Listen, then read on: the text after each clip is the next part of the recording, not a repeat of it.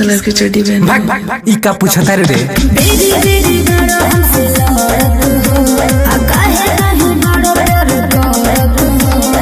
सच सच बताना किस कलर की चड्डी पहनी? अरे ना मन बे तो सुन। लाल ना गिरीन खाली हाला बाटे, अरे लाल ना गिरीन खाली हाला बाटे। आके देखो ये जान काला काला बाटे, आके देखो ये जान काला काला बाटे।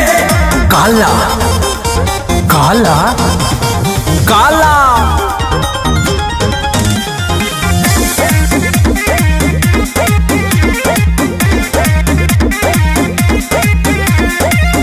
संस्कार मन में विचार अभी से अपन आदत सुधार। काला काला काला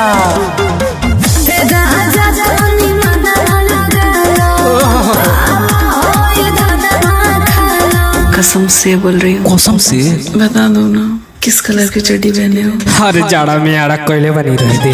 कैसे दिखाई पाला पाला बाटे, कैसे दिखाई पाला पाला बाटे। आके देखो ये जान काला काला बाटे, आके देखो ये जान काला काला बाटे।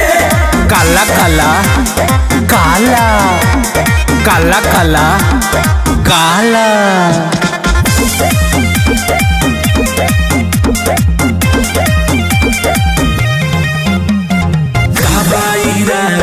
बोले लू ज्यादा आवता कोई सन दादा।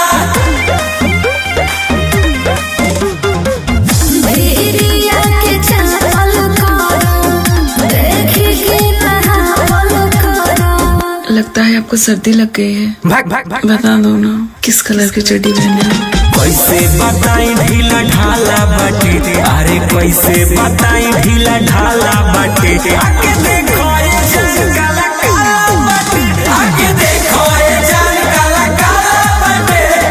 दे देते तो मर थोड़ी जाते।